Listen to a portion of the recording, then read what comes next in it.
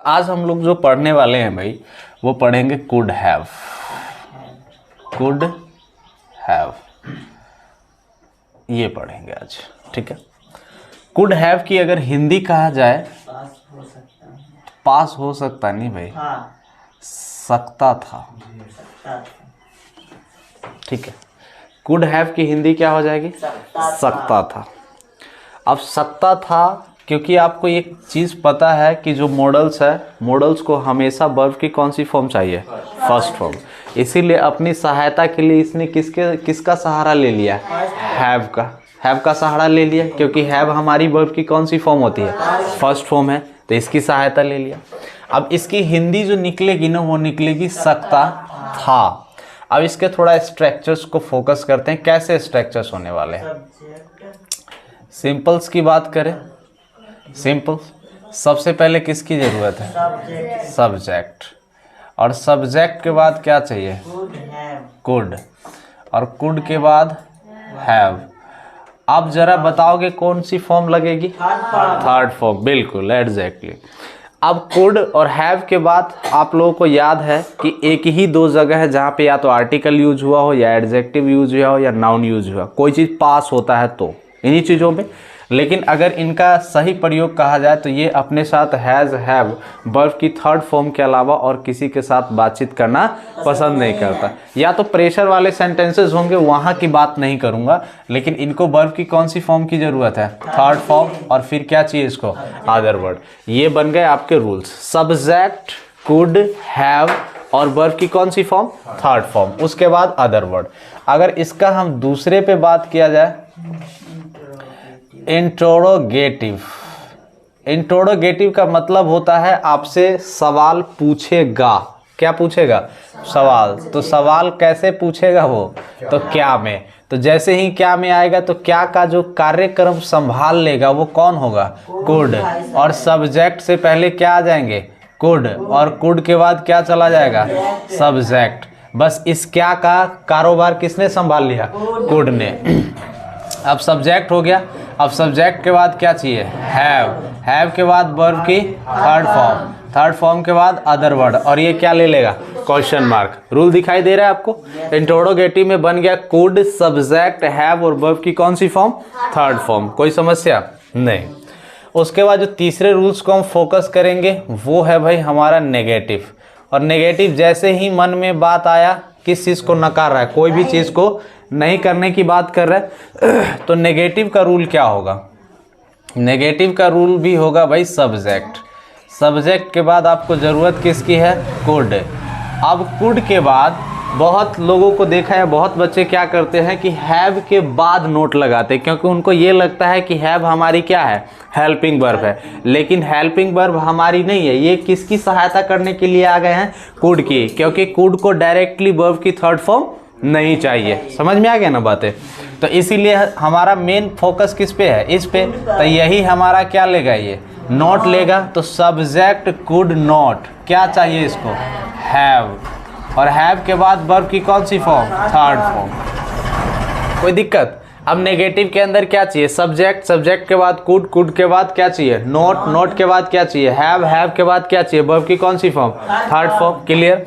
इसके बाद दूसरे पे हम फोकस करते हैं आई प्लस एन। आई प्लस एन का मतलब आप सभी बच्चे बहुत रूबरू है आई प्लस एन से, क्योंकि आई का मतलब इंट्रोरोगेटिव और एन का मतलब क्या होता है? नेगेटिव। कोई दिक्कत? तो इसमें दो रूल्स को मिलाकर एक रूल्स बनाया जाता है, एक इंट्रोरोगेटिव और नेगेटिव। इन दोनों को मिलाकर हम क्या रूल्स बनाते हैं? एक चौथा रूल, जिसका हिंदी दो तरीके का होगा, क्या और नहीं। ये दो शब्द इसके अंदर जुड़े होंगे, क्या और नहीं। अब जैसे ही क्या आया तो आपका ख्याल किसके पास गया? कुड।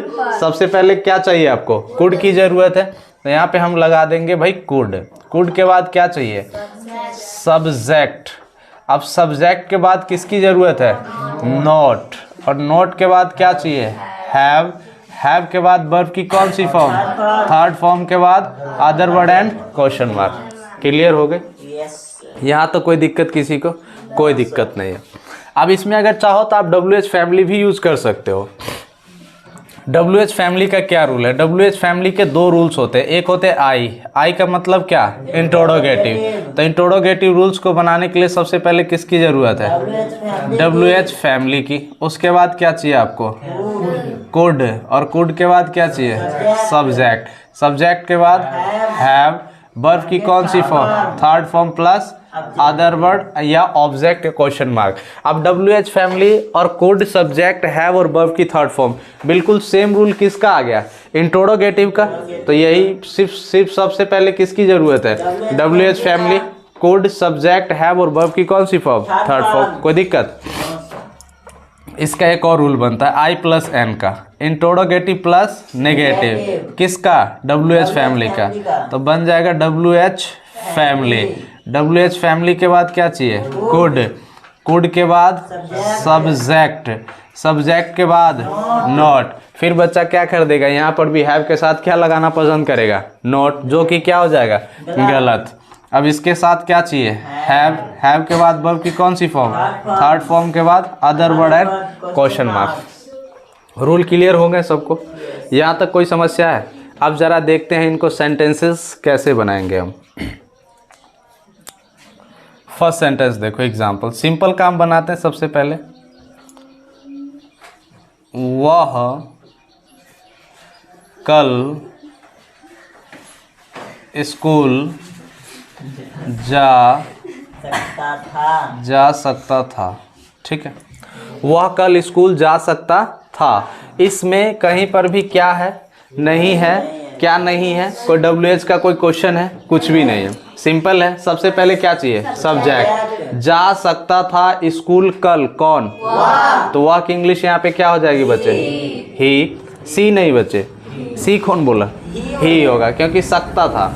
तो यहाँ पे ही हो गया। ही के बाद क्या चाहिए? कुड, क्योंकि यहाँ पे हमारे पास जो हेल्पिंग वर्ब है, जो मॉडल्स है, वो एक ही है, और एक ही है तो डिवाइड करने की ज़रूरत है सब्जेक्ट को? कोई ज़रूरत नहीं है। तो यहाँ पे ही के बाद किसकी ज़रूरत है? कुड। अब कुड के बाद क्या चाहिए? हैव। अब देखो यहाँ पे हैव हो गया, वर्ब की कौन सी फॉर्म? Third form. तो वह सकता था, क्या कर सकता था? जा। तो जाने की वर्ब की फर्स्ट फॉर्म क्या होती है? गो, और थर्ड फॉर्म क्या होती है? गोन। तो यहाँ पे हम लगा देंगे गोन। कोई दिक्कत? तो बन गया ही कुड हैव गोन। वह जा सकता था, कहाँ जा सकता था? स्कूल। तो यहाँ पे गो के साथ क्या करेंगे? टू, और टू के साथ क्या कर देंगे? स्कूल। कब जा सकता था? यहाँ तक क्लियर हो गया? अब कहता है he could have gone to school. कब जाने की बात कर रहा है? कल। तो कल का मतलब यस्टरडे की टुमारो? यस्टरडे। तो यहाँ पे हम क्या लिख देंगे? यस्टरडे। यस्टरडे। कोई दिक्कत? तो यहाँ पे क्लियर हो गया। तो सेंटेंस बन गया he could have gone to school yesterday. अगला देखो, एक और एग्जांपल देखते हैं नेगेटिव का। नेगेटिव नहीं, इंट्रोडोगेटिव देखते हैं। क्या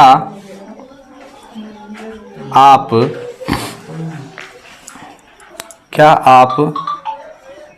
खाना नहीं बना सकते थे?